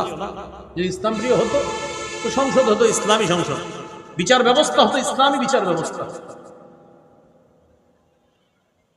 সামান্য কথায় অনেক কিছু বোঝানোর চেষ্টা করলাম। যদি বুঝ থাকে, আকল থাকে, বুঝে নিয়েন। আল্লাহ বোঝার তৌফিক দান করেন। রাসূলুল্লাহ সাল্লাল্লাহু আলাইহি সাল্লাম বলেন, ওই যে ওখান থেকে গেলাম, আলেমদের ফজিলত শুইনা যে সুবহানাল্লাহ বলেন, ফাদলুল ইলমি আহাব্বু ইলাইয়া মিন ফাদলিল ইবাদাহ। রাসূলুল্লাহ সাল্লাল্লাহু আলাইহি সাল্লাম বলেন, আলেমের ইলম অন্বেষণ করা সাধারণ জনগণের নফল ইবাদতের যে মর্যাদা, ফজিলত, এটার অনেক ফজিলত, এটার চেয়েও আলেমের ইলম অন্বেষণের মর্যাদা আমি নবীর কাছে আরো বেশি দামি, আরো বেশি। এখন একটা প্রশ্ন আছে যে আলেমের ইলম অন্বেষণের মর্যাদা সাধারণ জনগণের নফল ইবাদতের চাইতে ক্ষেত্র বিশেষ কেন বেশি? এটার কারণ হলো এই, একজন আলেমের এক কথায় একটা জাতি, একটা এলাকার পরিবর্তন হয়ে যায়। এজন্য তার ইলম অন্বেষণের অনেক মর্যাদা। এক আল্লামা আহমদ শফী রহমতুল্লাহ আলাইহির কথায় পুরো বাংলাদেশ এক হয়ে গেছিল। এমন একজন আল্লামা আহমদ শফীর খোঁজে আছি আমরা এখন। কি বলেন? না হয় আমরা সবাই মিলে এখন পারতেছি না, যেটা আল্লামা আহমদ শফী একাই পারছিলেন। আল্লাহ তার একার দ্বারা যেটা করেছেন এখন অনেকের দ্বারাও সেটা সম্ভব হচ্ছে না। তাই আল্লাহর কাছে একজন আহমদ শফী আবারও চাচ্ছি আমরা। আল্লাহ আমাদেরকে অনেক কিছু বুঝার তৌফিক দান করেন। আমিন। কম কথায় অনেক কিছু বুঝার তৌফিক দান করেন। আমিন। এগুলো আজকের 3 নাম্বার আলোচনা। আজকের 4 নাম্বার আলোচনা গুরুত্বপূর্ণ আলোচনা। আপনারা আমার চেয়ে বয়সে ছোট আছেন, যে তো বয়সে বড়ই, মাফ করে দিয়ে শিশুর সামনে ছোট বলবেন, আপনাদেরকে দেখলে তো কিছু বলতে মন চায় না। এগুলো 3 নাম্বার কথা। 4 নাম্বার কথা, উপকারিতা লাভ করার দিক থেকে ইবাদত 2 প্রকার। উলামা হযরতরা বলা দরকার নেই, আপনারা একটু বলেন সওয়াব কামাই করার দিক থেকে ইবাদত 2 প্রকার। 1, নিজে ইবাদত করে সওয়াব লাভ করা। 2, অন্যের সাহায্যে ইবাদত করে সওয়াব লাভ করা। বলেন তো, আমরা যে সওয়াব কামাই করি ইবাদতের, এই ইবাদত কয় প্রকার? 1, ইবাদতের সওয়াব কামাই করি কিভাবে? নিজে ইবাদত করে। আর একটা হলো অন্যের সাহায্যে ইবাদত। নিজে ইবাদত করে সওয়াব কামাই করা, যেমন ফজরের আগের 2 রাকাত সুন্নত কারো সাহায্য করছেন না নিজে নিজে? যোহরের আগের 4 রাকাত সুন্নত, যোহরের পরে 2 রাকাত, আসরের আগে মন চাইলে আর কি 4 রাকাত সুন্নত, এশার আগে যদি সময় থাকে 4 রাকাত সুন্নত, এটা মন চাইলে পড়লে সওয়াব আছে, না পড়লে কোনো গুনাহ নাই। তো এই যে কাজগুলো করলেন, এগুলা কি অন্যের সাহায্যে না নিজে ইবাদত করলেন? এটা নিজে ইবাদত করে সওয়াব। কোরআনের একটা সূরা পড়লেন, নামাজের মধ্যে আপনি আলহামদুলিল্লাহি রাব্বিল আলামিন নিজে নিজে ইবাদত করতেছেন। তিরমিজির হাদিসে আছে, মান ক্বারাআ হারফাম মিন কিতাবিল্লাহ ফালাহু বিহি হাসানা ওয়াল হাসানাতু বিআশরি আমসালিহা। কোরআনের একটি অক্ষর যদি কেউ পড়ে, তার আমল নামায় 10টি নেকি লিপিবদ্ধ হয়ে যায়। এটা হলো নিজে ইবাদত করে সওয়াব কামাই করা। 2 নাম্বার, অন্যের সাহায্যে ইবাদত করে সওয়াব কামাই করা। যেমন আজকে এশার নামাজ জামাতে আমরা একা একা পড়ছি, বলেন সবাই একা নাকি কারো সাহায্যে? কার সাহায্যে? ইমামের। বলেন কার সাহায্যে? তাহলে সুন্নত নামাজের সওয়াবটা একা একা ইবাদত করে কামাই করি, আর জামাতের সওয়াব কারো সাহায্যে ইবাদত করে সওয়াব কামাই করি। জামাতের সওয়াব পাইতে হলে কমপক্ষে 2 জন লাগবে, আর একা সওয়াব যেটা কামাই করি এটা একা একা নামাজে। ইমামের পিছনে জামাতে যে সালাত আদায় করি, একা নামাজ আদায় করলে সওয়াব যা পাইতাম, ইমামের সাথে আদায় করার কারণে 7-8 গুণ বেশি সওয়াব আল্লাহ দান করেন। তো এই জন্য একটা হলো নিজে ইবাদত করে সওয়াব কামাই করা, আর একটা অন্যের সাহায্যে। অসহায় মানুষকে সহযোগিতা কইরা যে সওয়াব পাবেন, এটাও অন্যের সাহায্যে সওয়াব কামাই করা। যেমন সাহায্য করলেন গরিবকে, গরিবের সাহায্যে সওয়াব পাইলেন আপনি, সুবহানাল্লাহ। আবার দেখেন কি বলি, সাহায্য করলেন গরিবকে, গরিবের কারণে সওয়াব পাইলেন আপনি। এই জন্য গরিবকে মাঝে মাঝে দান করলে ওর জন্য দোয়া করবেন, আল্লাহ তোমারে বাঁচায় রাখো। বাঁচায় রাখো কেন বলবেন? আপনি আল্লাহকে বলবেন বা মনে মনে বলবেন, আলহামদুলিল্লাহ গরিব আছে বলে আজকে সৎকার সওয়াবটা আমি পাইছি, ও না থাকলে আপনি এটা পাইতেন না। তো গরিবকে দান করার সওয়াব পাইলেন, এটা ওর সাহায্যে। যেমন বুখারীর বর্ণনা 5353 নম্বর হাদিস, as-সাই আলাল আরমিলা ওয়াল মিসকিন কাল মুজাহিদি ফি সাবিলিল্লাহ আবিস সাইবিন নাহার আল কাইমিল লাইল আল কানিতি বিআয়াতিল্লাহ। রাসূলুল্লাহ সাল্লাল্লাহু আলাইহি সাল্লাম বলেন, কোন ব্যক্তি যদি বিধবা নারীর সহযোগিতায় এগিয়ে যায় অথবা অসহায় মানুষকে সহযোগিতা করার জন্য এগিয়ে যায়, তাকে আল্লাহ কি পরিমাণ সওয়াব দান করবেন? মুজাহিদ জিহাদ করলে যে সওয়াব, সারাদিন নফল রোজা রাখলে যে সওয়াব, সারা রাত তাহাজ্জুদ পড়লে যে সওয়াব, অন্যকে সহযোগিতা করলে আল্লাহ তাকে এই সবগুলো সওয়াব দান করেন। তাহলে আমরা গুরুত্বপূর্ণ দুটি প্রকার শিখলাম ইবাদতের। সওয়াব লাভ করার দিক থেকে ইবাদত দুই প্রকার, একটা নিজে ইবাদত করে সওয়াব কামাই করা, আর একটা অন্যের সাহায্যে। তো এই উদাহরণটা মনে রাখার জন্য সবসময় মনে রাখবো, সুন্নত নামাজগুলা আমরা নিজে নিজে ইবাদত করে সওয়াব কামাই করি, আর ফরজ নামাজ অন্যের সাহায্যে ইবাদত করে সওয়াব কামাই করি। এই জন্য ইমাম সাহেবের বেতন বাড়াইতে গেলে আমরা 5-6 মাস মিটিং করি, তাও 500 টাকা বাড়াইতে গেলে অনেক টেনশন, যে হুজুর এত টাকা দিয়ে করবে কি? এটা এমনি বললাম আর কি কথা।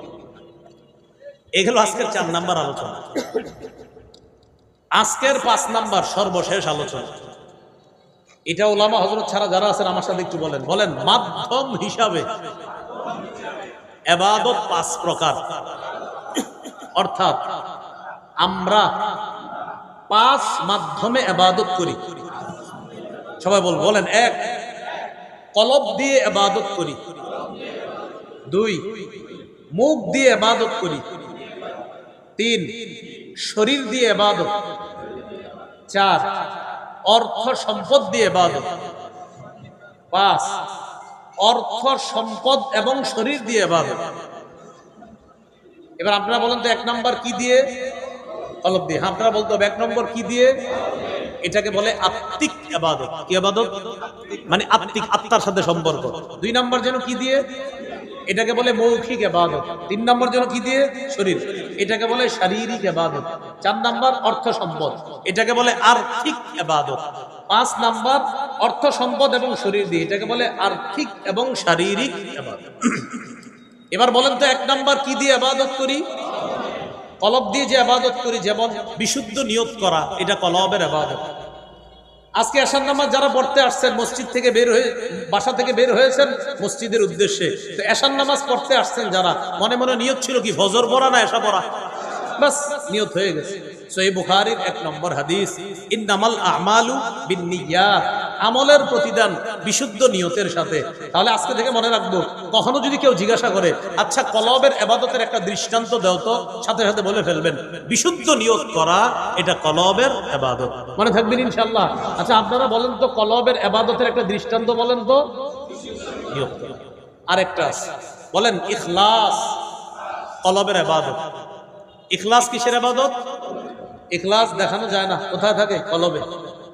যেমন একটা দৃষ্টান্ত দিলে সহজে মনে থাকবে সারা জীবন। আমি বলবো, আপনারা জবাব দিবেন। কোরআনের যতগুলা সূরা আছে সব সূরার নাম সূরার মধ্যে আছে। কোরআনের যতগুলা সূরা আছে সব সূরার নাম সূরাতে আছে, একটা সূরা ব্যতিক্রম আছে। আচ্ছা কিছু সূরা পড়ি আমরা।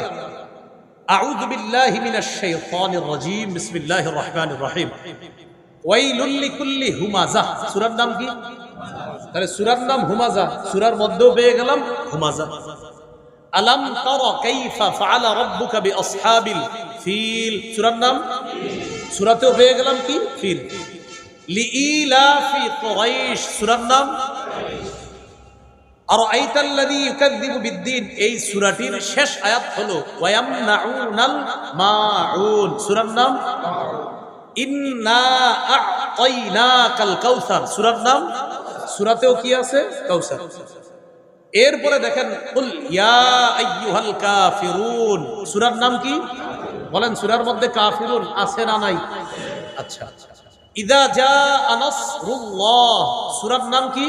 নাসর, সূরার মধ্যে নাসর আছে না নাই? তাব্বাত ইয়াদা আবি লাহাব, সূরার নাম? সূরার মধ্যে লাহাব আছে কিনা? আচ্ছা, এরপরে একটা সূরা বাদ দিয়ে পরেরটায় যাই। কুল আউযু বিরাব্বিল ফালাক, সূরার নাম কি? ফালাক শব্দটা সূরার মধ্যে আছে কিনা?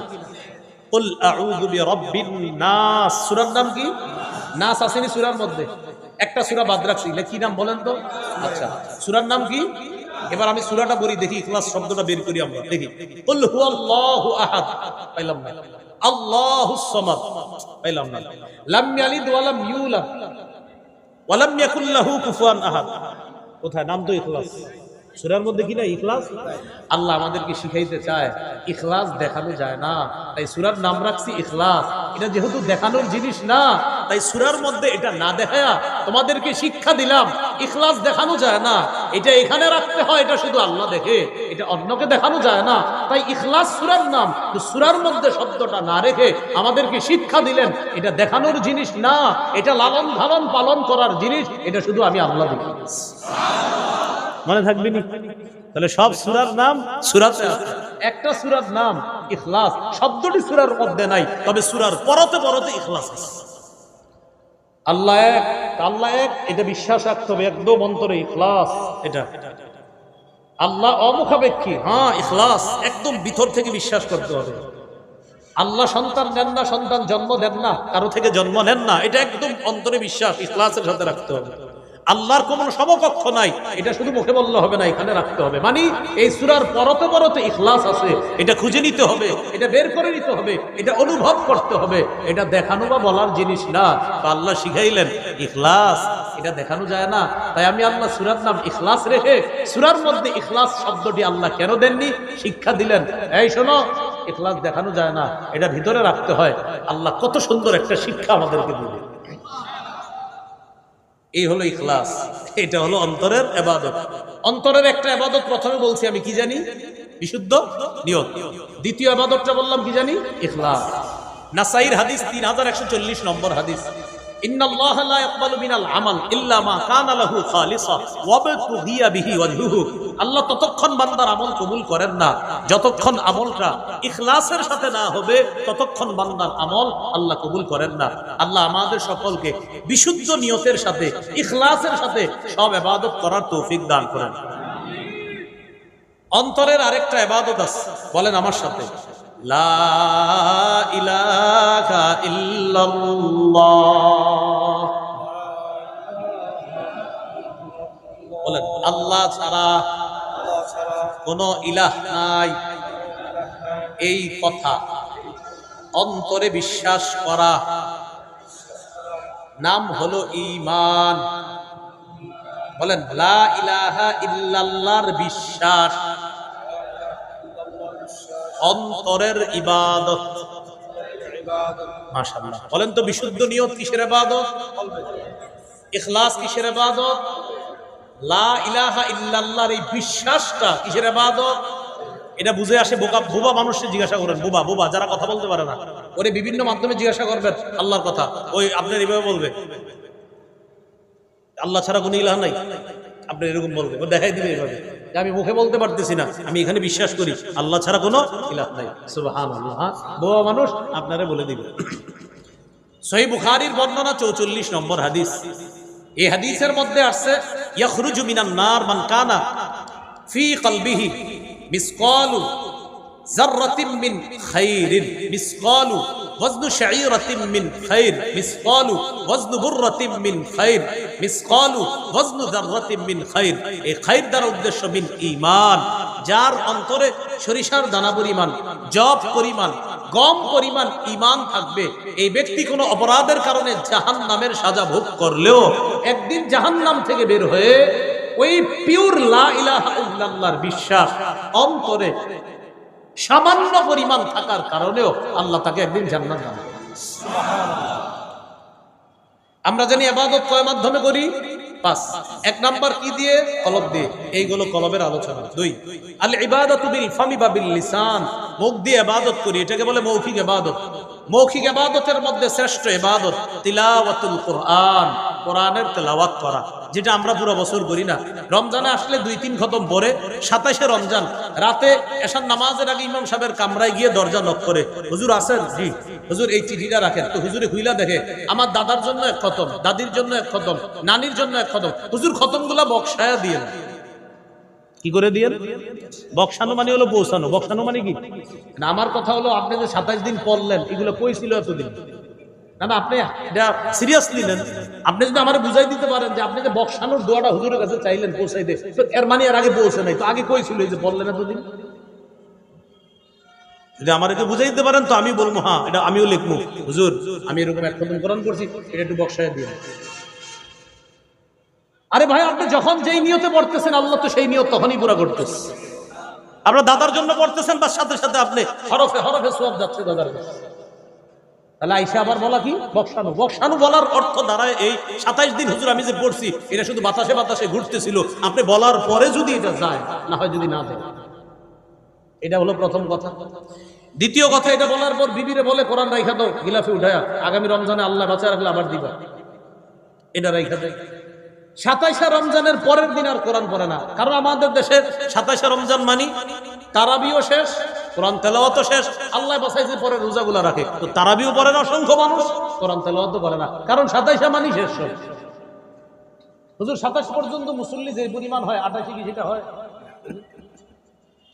28 কি রমজান আছে কিনা? তো মুসল্লিগুলা কই বলবে? 29 রমজান আছে, মুসল্লি কোথায়? ভাই কষ্ট নিয়েন না, বুঝার চেষ্টা করেন। 27শে আপনি ছিলেন মসজিদে, 28শে আপনি কোথায়? 28শে তো রমজান আছে এখনো, আপনি কোথায়? 27শে 28শে আপনি রমজান তো এখনো রয়ে গেছে, আপনি কেন 28শে মসজিদে নেই? 27শে পুরা মসজিদ ভরা, 28শে দুই কাতার মুসল্লি কেন? কোরআন তেলাওয়াত করতে হবে, প্রতিনিয়ত কোরআন তেলাওয়াত করা। 3টা ইবাদত প্রতিনিয়ত করবেন, আমি সহ সবাই মৃত্যু পর্যন্ত 3টা ইবাদত করা। 1 নাম্বার প্রতিদিন কিছু কোরআন তেলাওয়াত, 2 নাম্বার 5 ওয়াক্ত নামাজ, 3 নাম্বার সাধ্য অনুযায়ী দান সদকা। আমি আবার বলছি, মৃত্যু পর্যন্ত 3টা আমল একদিনও ছাইরেন না। 1 নাম্বার 2, 4, 5, 10 লাইন হইল কোরআন তেলাওয়াত, 2 নাম্বার 5 ওয়াক্ত নামাজ, 3 নাম্বার 2 টাকাও যদি পারেন প্রতিদিন সদকা করবেন। সূরা ফাতিরের 30-31 নম্বর আয়াতে আল্লাহ বলেন, এটা আল্লাহর সাথে এমন এক ব্যবসা যে ব্যবসায় কোনো লস নাই, লাভ আর লাভ। ইন্নাল্লাযীনা ইয়াতলুনা কিতাবাল্লাহ ওয়া আকামুস সালাহ ওয়া আনফাকু মিম্মা রাযাকনাহুম সিররান ওয়া আলানিয়া ইয়ারজুনা তিজারাতান লান তাবুর। আল্লাহ বলেন, যারা নিয়মিত কোরআন তেলাওয়াত করবে, যারা নিয়মিত 5 ওয়াক্ত সালাত আদায় করবে, যারা আমার দেয়া রিজিক থেকে গোপনে প্রকাশ্যে দান করবে, তারা এমন ব্যবসার কামনা করে যে ব্যবসা লান তাবুর, কখনো ধ্বংস হবে না। এই ব্যবসা লাভজনক ব্যবসা, এটা লাভ আর লাভ। তাহলে বলেন তো নিয়মিত কয় আমল? কোরআন তেলাওয়াত, 5 ওয়াক্ত নামাজ আর সাধ্য অনুযায়ী দান সদকা। ভাই কোরআন তেলাওয়াত করেন, আপনাদের হাতে পায়ে ধরে বলি নিয়মিত কিছু কোরআন তেলাওয়াত করেন, আল্লাহ তৌফিক দান করেন। আমিন। নাসাইর হাদিসে আসছে রাসূল সাল্লাল্লাহু আলাইহি সাল্লাম বলেন, ইকরাইল কুরআন ফি 40, ও উম্মত অন্তত 40 দিনে 1 খতম কোরআন পড়ো। কয় দিনে? সাহাবায়ে কেরাম 3 দিনে পড়তেন, 7 দিনে পড়তেন, কেউ 30 দিনে। 30 দিনে যদি 1 খতম পড়েন তাহলে প্রতিদিন 1 পারা। আর যদি 7 দিনে পড়েন 7 মঞ্জিলে পড়তে পারেন। প্রথম দিন পড়বেন সূরা মাইদা পর্যন্ত, দ্বিতীয় দিন সূরা ইউনূস পর্যন্ত, তৃতীয় দিন পড়বেন সূরা বনী ইসরাঈল পর্যন্ত, এরপরে চতুর্থ দিন পড়বেন সূরা শুআরা পর্যন্ত, এরপরে পঞ্চম দিন পড়বেন সূরা আস-সাফফাত পর্যন্ত, ষষ্ঠ দিন সূরা কাফ পর্যন্ত, সপ্তম দিন সূরা নাস পর্যন্ত। এ হলো 7 মঞ্জিলে 1 খতম। এটা মনে রাখার একটা সুন্দর সূরত আছে, ফামি বিশাউকিন, ফামি বিশাউকিন। এটা মনে রাখলে এটা সহজে মনে রাখবে। ফা মিম ইয়া বা শিন ওয়াও কফ, ফামি বিশাউকিন। ফা মানে সূরা ফাতিহা, এই সূরা ফাতিহা এটা ফা দ্বারা উদ্দেশ্য সূরা ফাতিহা, এরপরে মিম, ফামি, মিম দ্বারা সূরা মাইদা, এরপরে ইয়া, ইয়া দ্বারা সূরা ইউনূস, এরপরে বি, বা দ্বারা সূরা বনী ইসরাঈল, এরপরে শিন, শিন দ্বারা সূরা শুআরা, এরপরে ওয়াও, ওয়াও দ্বারা ওয়াস-সাফাত, এরপরে হলো আপনার কফ, কফ দ্বারা সূরা কফ, আর কফ থেকে তো শেষ পর্যন্ত সূরা নাস। এই 7 দিনে এক খতম কোরআন পড়া, এটা 7 মঞ্জিল। যদি 3 পারা করে পড়েন তাহলে 10 দিনে এক খতম, 1 পারা করে পড়লে 30 দিনে এক খতম। আর নবীজি বলছেন উম্মত এটা না পারলেও 40 দিনে এক খতম কোরআন পড়ো। আল্লাহ আমাদেরকে প্রতিনিয়ত কোরআন তেলাওয়াতের গুরুত্ব খুব বেশি পরিমাণে দেওয়ার তৌফিক দান করেন।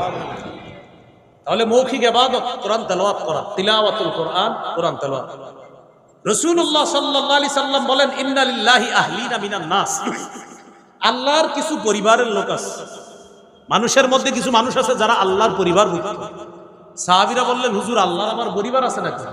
নবীজি বললেন আহলুল কোরআন হুম আহলুল্লাহি ওয়া খাসাতুহু, যারা নিয়মিত কোরআন পড়ে, কোরআন পড়ায়, তারা আল্লাহর পরিবারভুক্ত এবং আল্লাহর বিশেষ শ্রেণীর অন্তর্ভুক্ত হয়েছে।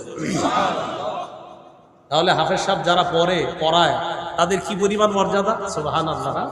আল্লাহ আমাদেরকে এই সৌভাগ্যবান হওয়ার তৌফিক দান করেন। তাহলে মৌখিক ইবাদত তিলাওয়াতুল কোরআন। মৌখিক আরেকটা ইবাদত জিক্রুল্লাহ, আল্লাহর জিকির করা। সুবহানাল্লাহ, আলহামদুলিল্লাহ, লা ইলাহা ইল্লাল্লাহ, আল্লাহু আকবার। এই 4টি বাক্য আল্লাহর কাছে সবচেয়ে পছন্দনীয়। এই 4টির মধ্যে সবচেয়ে শ্রেষ্ঠ বাক্য হলো আফজালুয যিকরি লা ইলাহা ইল্লাল্লাহ। আল্লাহর কাছে সবচেয়ে ফজিলতপূর্ণ জিকির হলো লা ইলাহা ইল্লাল্লাহ। এই জিকিরটা করা। তিরমিজির হাদিস 3592 নম্বর হাদিস। রাসূলুল্লাহ সাল্লাল্লাহু আলাইহি সাল্লাম বলেন মা ক্বালা আবদুন কাত্তু লা ইলাহা ইল্লাল্লাহ খালিসাম মিন কলবি, কোন ব্যক্তি যদি একবার লা ইলাহা ইল্লাল্লাহ ইখলাসের সাথে পড়ে, ইল্লা ফুতিহাত লাহু আবওয়াবুস সামাই হাত্তা তুফজিয়া ইলাল আরশ, আসমানের সবগুলা দরজা খুলে দেওয়া হয়, তার লা ইলাহা ইল্লাল্লাহ যেন আরশ পর্যন্ত পৌঁছে যায়। তাহলে 4টি বাক্য সবচেয়ে পছন্দের, সুবহানাল্লাহ, আলহামদুলিল্লাহ, লা ইলাহা ইল্লাল্লাহ, আল্লাহু আকবার। এই 4টার মধ্যে শ্রেষ্ঠ হলো লা ইলাহা ইল্লাল্লাহ। প্রিয় মুসলমান ভাইয়েরা, সামনে এমন একটা সময় আসবে আমাদের দেশে, যেই সময় অনেক মানুষ চা দোকানদের সামনে রাত 1টা-2টা পর্যন্ত শুধু শুধু বসে থাকবে। আপনারা এই বসে যাওয়ার মধ্যে যাবেন না, অনর্থক কথাগুলোর মধ্যে যাবেন না। মুমিনদের একটা সিফাত, রহমানের বান্দাদের একটা সিফাত হলো ওয়াইদা মাররু বিল লাগবি কিরামা।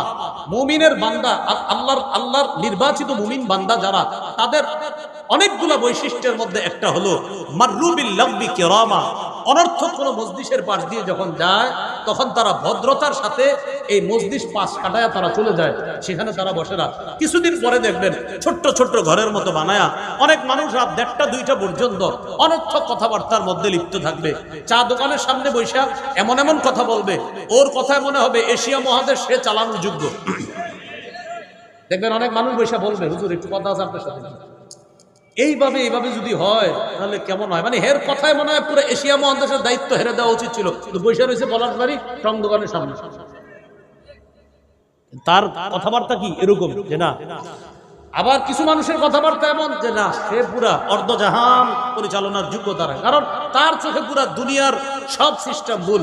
অমুকে ভুল, অমুকে ভুল, ও এইভাবে করলে কাজটা ঠিক ছিল, ওইভাবে করলে, এরপরে আরো যা আছে ইত্যাদি করতে থাকবে। মানে ও সারা যা আছে সব ভুল। এগুলো আপনারা বুঝাবেন। আমি বুঝাইতে চাইলাম অনর্থক গাল গল্পে আপনি বসেন না, আপনি আড্ডাবাজিতে যান না। সময়গুলো কাজে লাগান, সময়গুলো কাজে লাগান। আল্লাহ তৌফিক দান করেন। একটা হলো তিলাওয়াতুল কোরআন, মুখের ইবাদত। আরেকটা হলো জিকরুল্লাহ, মুখের ইবাদত। আরেকটা আছে মৌখিক ইবাদত, যেটা একটু আগে আমি কলমের ইবাদতে বলছি। বলেন তো কি? লা ইলাহা ইল্লাল্লাহ। এটা মুখে স্বীকার করা, মুখের ইবাদত, আর অন্তরে বিশ্বাস করা, অন্তরের ইবাদত। যেটা আগে বলছি, মুখে স্বীকার করা, এটা মৌখিক একটা শ্রেষ্ঠ ইবাদত, লা ইলাহা ইল্লাল্লাহ। মৌখিক আরেকটা ইবাদত আছে, সত্য কথা বলা। এশার নামাজের আগে কে যেন এই বিষয় নিয়ে আলোচনা করতেছিলেন, যিনি আলোচনা করতেছিলেন তিনি এই আলোচনার মধ্যে এটাও বলছে সত্য কথা বলা। বাকি আগে পরে তিনি কি আলোচনা করছে জানি না, ওই সত্য কথা বলা এই কথাটা আমি গেটে ঢুকার সময় শুনছি।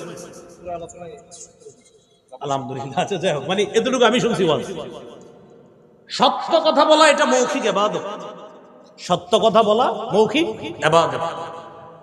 এজন্য আমার সাথে একটা সবক আমরা পড়ি সবাই। বলেন, পারলে ভালো কথা বলবো, না পারলে চুপ থাকবে। চুপ থাকতে না পারলে ঘুমায় থাকবে। আপনি কথা বললে সত্য কথা বলবেন, এরপরে সত্য কথা যদি বলতে না পারেন চুপ থাকবেন। ইবলিস এসে খোঁজাবে, আপনি তখন ইবলিসকে বলি, ইবলিস তুমি খোঁচাও না, তার আবার যদি খোঁচাও ঘুমায় যাও, ঘুমায় যাও। তাহলে বললে সত্য কথা, না বললে চুপ। এরপরে ইবলিস যদি না আপনারা চুপ থাকতে দিবেই না, আল্লাহ আল্লাহুম্মা বিসমিকা আমুতু ওয়া আহইয়া, দাঁড়াও তুমি আমার ঝামেলা করবা, আমি ঘুমায় যাব, ওরে চান দিবেন। মনে থাকবে? এটাই রাসূল সাল্লাল্লাহু আলাইহি সাল্লাম বলেছেন, মান কানা ইউমিনু বিল্লাহি ওয়াল ইয়াউমিল আখির, যে ব্যক্তি আল্লাহকে বিশ্বাস করে, যে ব্যক্তি আখিরাতকে বিশ্বাস করে, এই ব্যক্তি তার কথা, তার আঘাত, তার কথার মাধ্যমে, তার হাতের মাধ্যমে কোন মুমিনকে যেন কষ্ট না দেয়। ফালা ইউজি জারা, প্রতিবেশীকে যেন কষ্ট না দেয়। এমন কথা মুখ দিয়ে না বলা যে প্রতিবেশী কষ্ট পায়, হাত দিয়ে প্রতিবেশীকে কষ্ট না দেওয়া। এরপর রাসূল সাল্লাল্লাহু আলাইহি সাল্লাম বলেছেন, ফালইয়াকুল খায়রা, সে যেন বললে ভালো কথা বলে, আউ লিয়াসমুত, অথবা সে যেন চুপ থাকে। তো আমি বললাম, আপনি যদি চুপ থাকেন, নবীজি সাল্লাল্লাহু আলাইহি সাল্লাম বলেন, মান সামাতা নাজা, যে চুপ থাকলো সে মুক্তি পেয়ে গেল। কিন্তু ইবলিস আপনাকে চুপ থাকতে দিচ্ছে না, তখন কি করবেন? আল্লাহুম্মা বিসমিকা আমুতু। মনে থাকবে নি টেকনিকটা? তাহলে বলেন, পারলে ভালো কথা, না পারলে চুপ। যদি ইবলিস চুপ থাকতে না দেয়, আল্লাহ আমাদেরকে কথাগুলো মনে রাখার তৌফিক দান করুন। তিলাওয়াতুল কোরআন মুখের ইবাদত, জিক্রুল্লাহ মুখের ইবাদত, লা ইলাহা ইল্লাল্লাহ স্বীকার করা এটা মুখের শ্রেষ্ঠ একটা ইবাদত। সত্য কথা বলা মুখের ইবাদত। হাদিসে আছে, এই জামানায় যদি কেউ উঠতে বসতে ক্রয় বিক্রয় সদা সর্বদা সত্য কথা বলে, হাত্তা ইয়াকুনা ইনদাল্লাহ ওয়া ফি রিওয়ায়া ইউকতাবা ইনদাল্লাহি সিদ্দিকা, আল্লাহর কাছে তার নামটা আবু বকরের নাম যেমন সিদ্দিক, ওই ব্যক্তির নাম এই জামানায় আল্লাহর খাতায় সিদ্দিক বলে লিপিবদ্ধ হয়ে যাবে। তাহলে সদা সর্বদা কি বলবো? সত্য কথা, এটা মুখের ইবাদত। 3 নাম্বার আল ইবাদাতু বিল জাসাদ, শারীরিক ইবাদত। 1 নাম্বার গেল কলবের ইবাদত। উলামা হযরতরা অন্যরা বলেন, কলবের ইবাদতের একটা দৃষ্টান্ত বলেন তো কেউ? নিয়ত করা, মাশাআল্লাহ। আরেকটা বলেন তো? ইখলাস। আরেকটা বলেন তো? হ্যাঁ, লা ইলাহা ইল্লাল্লাহর বিশ্বাস, মাশাআল্লাহ। মৌখিক ইবাদতের একটা দৃষ্টান্ত বলেন। আচ্ছা, মাশাআল্লাহ, সত্য কথা বলা, ঠিক আছে। আর মাশাআল্লাহ, তিলাওয়াতুল কোরআন। আরেকটা জিক্রুল্লাহ। আরেকটা লা ইলাহা ইল্লাল্লাহর স্বীকৃতি, এটা মুখের শ্রেষ্ঠ একটা ইবাদত। 3 নাম্বার আল ইবাদাতু বিল জাসাদ, শারীরিক ইবাদত। শারীরিক ইবাদত কি? মাশাআল্লাহ, একটু আগে আমরা যেটা করছি, as-সালাহ, নামাজ পড়া, এটা শারীরিক ইবাদতের মধ্যে শ্রেষ্ঠ একটা ইবাদত, নামাজ পড়া। রাসূলুল্লাহ সাল্লাল্লাহু আলাইহি সাল্লাম বলেন, তোমাদের কারো বাড়ির সামনে একটা পুকুর আছে, পুকুরে দৈনিক কেউ যদি 5 বার গোসল করে, তার শরীরে যেমন কোনো ময়লা থাকবে না। তোমাদের কেউ যদি দৈনিক 5 ওয়াক্ত নামাজ পড়ে, আল্লাহ তার বাহ্যিক আভ্যন্তরীণ গুনাহগুলা ধুয়ে মুছে সাফ করে। এই জন্য আমার সাথে একটা কথা আমরা সবাই বলি, বলেন, হাজারো ব্যস্ততার মাঝে একটি কাজ সর্বাধিক গুরুত্ব দিব, নামাজ। আবার হাজারো ব্যস্ততার মাঝে একটি কাজ সর্বাধিক গুরুত্ব দিব, নামাজ। বলেন, বিয়ের দিনে, ঈদের দিনে নামাজকেও গুরুত্ব দিব। এটা কেন বললাম? বিয়ের দিন, ঈদের দিন, ঈদের দিন হ্যাঁ নামাজ পড়বেন। নামাজ পড়বেন না? আজকে ঈদের দিন, হাসি দিয়া বলে ঈদের দিন, তো ঈদের দিন নামাজ পড়বেন না? আর যদি আল্লাহ দিছে, যদি কোরবানির ঈদের দিন যদি হয়, নামাজ পড়বেন না? গরু কাটি তো, আরে নামাজ পড়বেন না? হয় গোস্ত। আর নামাজ পড়বেন না? হয় গোস্ত। কোরবানির ঈদের দিন গোস্ত। আপনাদের মনে থাকার কথা, 7 বা 8 বছর, 8 বছর না, 9-10 বছর আগে কোরবানির ঈদের দিন জুমার দিন হয়েছে, মানে জুমার দিন কোরবানির ঈদের দিন। সেদিন আপনারা যারা যারা জুমা পড়াইছেন, আপনারাই বলতে পারবেন, ঢাকা শহরের বড় বড় মসজিদে 1-2 কাতার, 1.5 কাতার, 2.5 কাতার মুসল্লি। কেন? সবাই হজে গেছে কোরবানির ঈদের দিন। আপনি চিন্তা করতে পারেন, মুসলমানের দেশ এটা, রবের এক ইবাদত পালন করতে গিয়ে আরেক ইবাদত ছেড়ে দিল, ফরজ ইবাদত ছেড়ে দিল। এইটা আপনাদের কে শিখাইলো? ইবাদত। কোরবানি ইবাদত কার জন্য করছি? তো আপনি নামাজ ছাড়লেন কেন? এটা গেল ঈদের দিনের কথা। আর বিয়ের দিন বরযাত্রী কন্যারি উঠায় নেয়, নামাজের সময় হয়, নামাজ পড়বেন। কি ঘটনা কি? নামাজ পড়বেন? হ্যাঁ, নতুন বউ তো, নতুন বউ কি হয়েছে? নামাজ পড়বেন না? মেকআপ নষ্ট হয়ে যাবে, নামাজ পড়ার। আমি মুসলিম দেশের কথা বলছি, অন্য দেশের না। মেকআপ নষ্ট হয়ে যাবে, নামাজ পড়ে না, কোন ধরনের কথা? আর বউয়ের সাথে আরো অনেকে থাকে না, তারাও তো মেকআপ করে। এই মেকআপের কারণে যে আপনি সাজে বিভিন্ন জায়গায় গিয়ে, তো তাদের সাজ নষ্ট হবে। এজন্য নামাজ আজকে নামাজ পড়ুন। আউযুবিল্লাহ, ইন্না লিল্লাহি ওয়া ইন্না ইলাইহি রাজিউন। এটা কেমন কথা হলো? এটা আপনার নামাজ নষ্ট করতেছে কেন? সৌন্দর্যতা নষ্ট হয়ে যাবে। আপনি কার সাথে খেলা করতেছেন? আপনি কোন রবের, যে রবের নাম নিয়ে দুইটা নতুন জীবন শুরু হচ্ছে, সেই রবের সাথে আপনি নাফরমানি করছেন, আপনার সৌন্দর্যতা নষ্ট হয়ে যাবে। আপনি বিয়ের দিন নামাজ পড়বেন না, ঈদের দিন নামাজ পড়বেন না, এটা কোন ধরনের কথা? তাহলে ভাই কথাটা লিখে রাখবেন খাতায়, হাজারো ব্যস্ততার মাঝে একটা কাজ সর্বাধিক গুরুত্ব দেওয়া, কি? পড়ার টেবিলের সামনে, চেয়ারে যে টেবিলটায় বসে আপনি অফিসের কাজ করেন, ওই টেবিলটার সামনে লিখে রাখবেন, আমার হাজারো ব্যস্ততার মাঝে একটি কাজ যেন কখনো ভুলে না যাই, আমার রবের স্মরণে নামাজ পড়া, এটা যেন আমি ভুলে না যাই।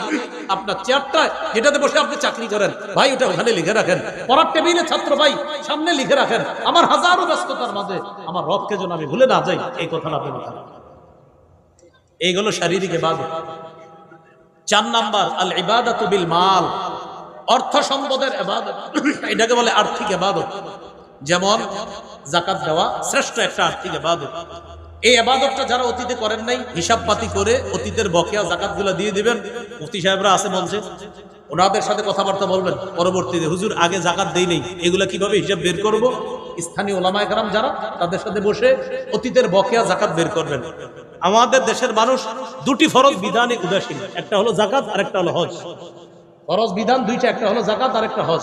যাকাত এটা মানে অনেকে মনে করে কি 1 লাখ টাকা যাকাত, 10,000 20,000 30,000 টাকার যাকাত দেয়, মাশাআল্লাহ তাও দিচ্ছে, অনেকে তো দেয় না। সে ভাবে কি এটা আমার। মনে রাখবেন, যাকাত যোগ্য যে জিনিসটা এটা আপনার না, 40 ভাগের 39 ভাগ আপনার, 1 ভাগ আপনার না। ওই 1 ভাগের দায়িত্ব আল্লাহ আপনাকে দিছে, বান্দা ওটা আমি তোমারে দিছি দায়িত্ব। ওই যে শ্রেণী আছে, খাত আছে, ওদেরকে তুমি দিয়ে দাও, 39 ভাগ তোমারে দিছি, আরেক ভাগের আমি তোমারে দেই নাই, তুমি এটা দিয়ে দাও। ওদেরকে আমি দেওয়ার জন্য তোমাকে দায়িত্ব দিলাম, দায়িত্বটা পুরো করো। যাকাত দিয়ে দিতে হবে। মান আতাহুল্লাহু মালা ফালাম ইউআদ্দি যাকাতা মুথিলা লাহু ইয়াউমাল কিয়ামাতি শুজাআন আকরা। কিয়ামতের ময়দানে অনাদায়যোগ্য যে যাকাতযোগ্য সম্পদ দুনিয়াতে থেকে যাবে, যেটা আদায় করা হয়নি, এটা বিষধর সাপে রূপান্তরিত হবে। কিয়ামতের ময়দানে তার মুখের সামনে ফানা ধরে বলবে, আনা কানজুকা আনা মালুকা, আমি তোমার সেই সঞ্চিত সম্পদ, যে সম্পদের যাকাত তুমি আদায় করো নাই। আল্লাহ আমাদেরকে হেফাজত করেন। 5 নাম্বার আল ইবাদাতু বিল মালি ওয়াল জাসাদ, অর্থ সম্পদ এবং শরীর দিয়ে ইবাদত। সেটা কি? হজ করা। হজ করতে শরীরও লাগে, টাকাও লাগে। হাদিসে কুদসির মধ্যে আসছে, ইন্না আবদান সাহহাতু লাহু জিসমা ওয়া ওয়াসআতু আলাইহি ফিল মাঈশা তামজি আলাইহি 5 আওয়াম লা ইয়াফিদু ইলাইয়া লা মাহরুম। আমি আমার এক বান্দাকে টাকা পয়সাও দিলাম, তার শরীরটাও ভালো রাখলাম। 5 বছর ওরে আমি ডাকলাম, আসো বান্দা, আমার ঘরের কাছে আসো, হজ করতে আসো। ও আসে না। কয় বছর? 5 বছর। আমার বান্দার শরীরটা ভালো রাখছি, ওরে টাকাও দিছি, ওরে আমি ডাকতেছি বারবার, 5 বছর হয়ে গেছে, ও আমার কাছে আসে না। 1 বছর, 2 বছর, 3 বছর, এইভাবে 5 বছর হয়ে গেছে। আল্লাহ বলেন লা মাহরুম, ও হতভাগা, ও বঞ্চিত, ও পোড়া কপাল, হতভাগা। তাহলে যাদের উপর হজ ফরজ, হজটা করে ফেলেন। আল্লাহ আমাদেরকে কথাগুলা মনে রাখার তৌফিক দান করেন। ইবাদত সম্পর্কে 5টি কথা জানলাম। আবিধানিক পারিভাষিক অর্থ, বিনয়ী হওয়া, নত হওয়া, চূড়ান্ত বিনয়ের সাথে আল্লাহর আনুগত্য করা। আমার আপনার প্রকাশ্য কথা কাজ, গোপন কথা কাজ, এগুলো যদি আল্লাহ পছন্দ করে, এটা ইবাদত। কোরআনে ইবাদত মৌলিকভাবে 2 প্রকার, সাধারণ ইবাদত, বিশেষ ইবাদত। সাধারণ ইবাদতে সবাই শামিল, বিশেষ ইবাদতে শুধু মুমিনরা শামিল। 3 নাম্বার সওয়াব লাভ না। হাদিসে ইবাদতের দৃষ্টান্ত জানলাম। ফিতনার জামানায় ইবাদত করা নবীর কাছে হিজরত করার সমতুল্য। 4 নম্বরে আমরা জানলাম সওয়াব কামাই করার দিক থেকে ইবাদত 2 প্রকার। একটা নিজে ইবাদত করে সওয়াব কামাই করা, যেমন সুন্নত নামাজগুলা। আরেকটা হলো অন্যের সাহায্যে ইবাদত করে সওয়াব কামাই করা, যেমন ইমামের পিছনে জামাতের সাথে নামাজ পড়া। 5 নাম্বার, সেটা একটু বলেন, কয় মাধ্যমে জানি ইবাদত করি? 1 নাম্বার কি দিয়ে? কলব দিয়ে। 2 নাম্বার কি দিয়ে? 3 নাম্বার শরীর দিয়ে। 4 নাম্বার অর্থ সম্পদ। 5 নাম্বার অর্থ সম্পদ এবং শরীর দিয়ে।